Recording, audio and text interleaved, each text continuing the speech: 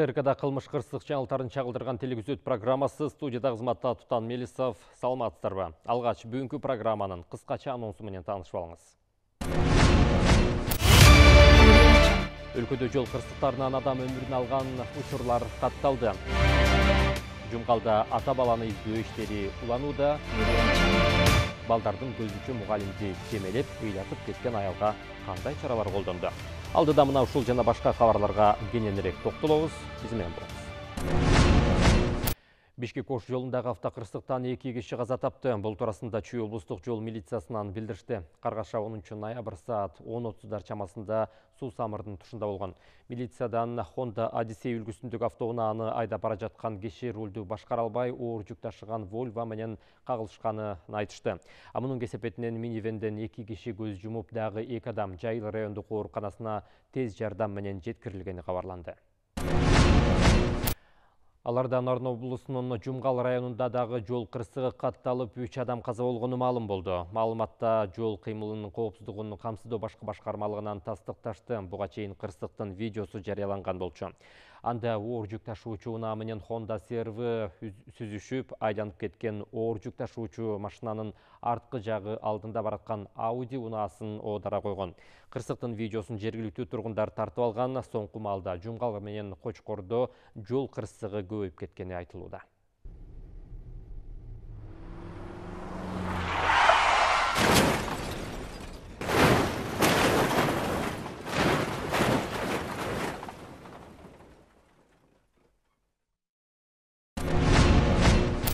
Бишкектеги Медеров көчөсүндө автокырсык катталып, 1 адам каза болду. Бул тууралуу Бишкек шаардык ички иштер башкармалыгынын басма сөз кызматы билдирди. Маалыматтарга караганда 21 жаштагы унаанын айдоочусу Honda Step вагон унаасы менен Медеров көчөсү менен батыш тарапка бара жаткан.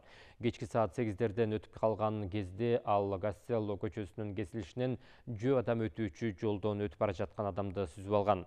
Алган жаракатынан улам 60 жаштагы жаран ошол жерден жан берген. Айдоочунун унаасы айып токтотмого коюлуп, керектүү экспертизалар дайындалды.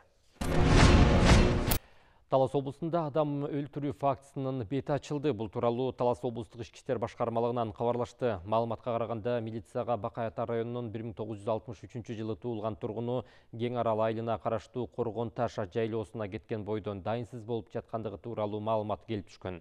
Аталган адамды издөө иштери жүргүзүлүп, 10 ноябрь күнү таңкы саат 7:00 чамасында Талас районунун Нылды өзөнүндө Toyota Camry үлгүсүндөгү унаанын ичинен 2 адамдын киши колдуу болуп өлтүрүлгөн жансыз денелери табылган.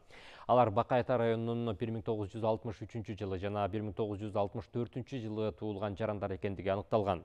Бул факты кылмыш жаза кодексинин 122-беренесине тактап айтканда киши өлтүрүү менен катталып, кылмыш иши козголгон. Кылмышка шектүү катары Талас районунун 1982-жылы туулган тургуну кармалды. Тергөөнүн жүрүшүндө малчы менен 1964-жылы туулган жарандын ортосунда карызга байланыштуу пикир келишпестик чыгып, анын кесепетинен адам өмүрү кыйылгандыгы такталды. Буга чейин Таласта 60 жаштагы 2 адамдын сөөгү табылганы кабарланган. Маалыматтарга караганда, маркумдар классташтар болушкан. Экөө ошол күнү таңгамал Нылды өрөөнүнө мал алып келгени кетип, дайынсыз болушканы айтылган.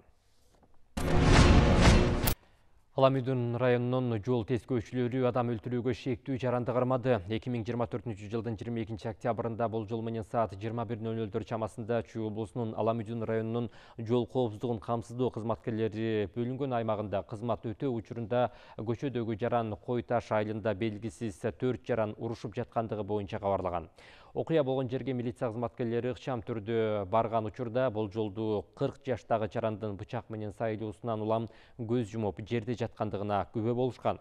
Бул факты боюнча Аламүйдүн районунун жол тескөөчүлөрү тарабынан ыкчам кармоо иш-чараларынын натыйжасында кылмыш иши суу электе кылмышка шектүү кармалган. Алар спирт ичимдиктерин чогуу отуруп ичкен 1976-жылы туулган Кыргызстандын жаран экени такталды. Азыркы учурда кылмышка тиешеси бар адамдар Аламүйдүн райондук ички иштер башкармалыгынын тергөө кызматына өткөрүлүп берилип, сотко чейинки өндүрүш иштери уланууда. Сиз УТРКда кылмыш кырсык жаңылтарын чагылдырган телевизиот программасын көрүп жатасыз. Программаны улантабыз. Ак Бура дарыясына түшүп кеткен 5 жаштагы бала изделип жатат. Бул тууралуу Өзгө Чокурдалдар министрлигинен билдирди. Маалыматтарга караганда Ош шаарынын Жаңы Маала айылынын тургуну 5 жашар бала Ак Бура дарыясынын жээгинде ойноп жатып сууга түшүп кеткени кабарланган айтылат. Издөө иштеринин жүргүзүп жаткан Ички иштер министрлигинин кызматкерлерине 4 куткаруучу жардам берди. Кеч киргенне байланыштуу издөө иштери токтотулган деп айтылат билдирүүдө. Издөө бүгүн дагы уланары айтылды. Бул боюнча кошумча маалымат берилет. Аларда жумгалда 16 октябрдан бери дайынсыз болуп жаткан ата баланы издөө иштери уланып жатканын Өзгө Чокурдалдар министрлиги билдирди. Маалыматка ылайык 45 жаштагы кишинин жана анын уулун табуу үчүн бүгүн 5 куткаруучу, Ички иштер министрлигинин 7 кызматкери жана жергиликтүү тургундардан 10 адам чыкты. Алар дрон, рация, дүрбү жана куткаруу унаасы менен иштеп жатышат. Мекемеде издөө иштери Өрнөк айылынын этегинен баштап Аскер көпүрөсүнө чейин жүргүзүлөөрүн белгиледи. Эске салсак, ата баланы жайлоого мал үчүн кетишкен. 19 октябрда жакындары Өзгө Чокурдалдар министрлигине кайрылышып, ошондон бери издөө жүрүүдө. 28 октябрда президент Садыр Жапаров аларды издөөнү күчөтүүнү тапшырган. Мындан тышкары 8 күн мурун Нарын дарыясына секирип кеткен айтылган 17 жаштагы кызды издөө дагы уланууда. Бүгүн аны табууга 23 куткаруучу чыкты. Бишкекте Америка Кошмо Штаттарынан почта аркылуу келген өзгөчө ири өлчөмдө баңгизаты аныкталды. Ички иштер министрлигинин кызматкерлери узак убакыт бою Telegram мессенджерлериндеги интернет дүкөн аркылуу андан ары сатуу үчүн АКШдан Кыргызстанга эл аралык почта компания аркылуу органикалык банки каражаттарын жеткирүү каналын жөнгө салган банки топторун кармоо боюнча атайын ыкчам иш-чараларын жүргүзүшкөн. АКШдан келген жүктөрдү бажылык көзөмөлдөөнү жана текшерүүнү уюштурууда. 2004 жылы туулган жаранга даректелген таңгактардын биринде өзгөчө ири өлчөмдөгү кара куурайдын жыты бар гибриддик шишка деп аталган зат табылган.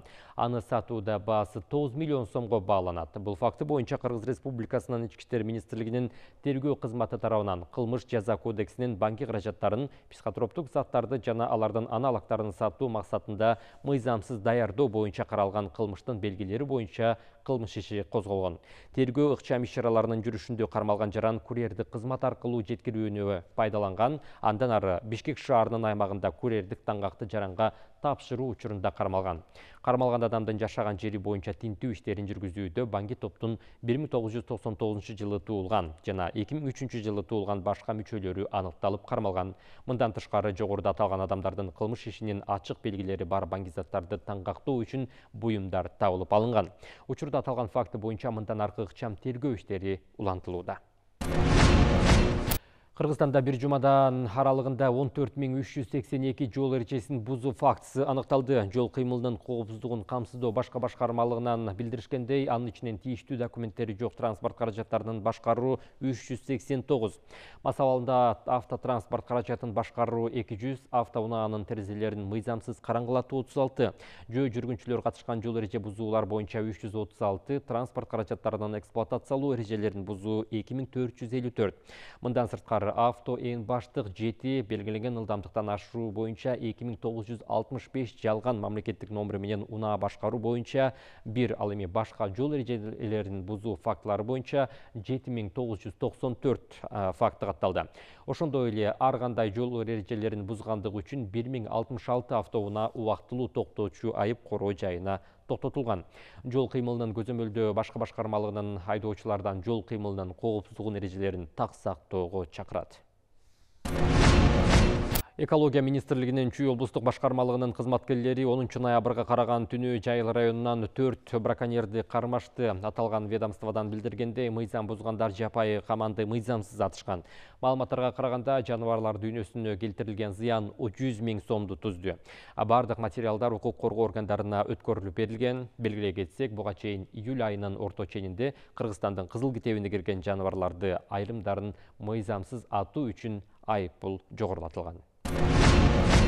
Балдардын көзүнчө мугалимди жемелеп ыйлатып кеткен аялга 1000 сом айыппул салынды. Окуучунун апасы педагог кызматкерине сый көрсөтпөө беренеси боюнча жазаланды. Бергиле кетсек, номер 57 мектептеги чырдын видеосу соц тармакта өткөн жумада тараган. Мугалим окуядан соң жумуштан кеткени маалым болгон. Ал эми билим берүү министри бул боюнча үн катып, мугалим жалдап алган кул же мала эмес экендигин айткан. Ал ошондой эле мугалимге жумушка кайтып келүүгө жардам берүүнү убадалаган. Сиздер УТРКда кылмыш кырсык жаңылыктарын чагылдырган телевизион программасын көрө алдыңыз. Мен сиздер менен кийинки эфирге чейин коштошом. Амандыкта көрүшөлү.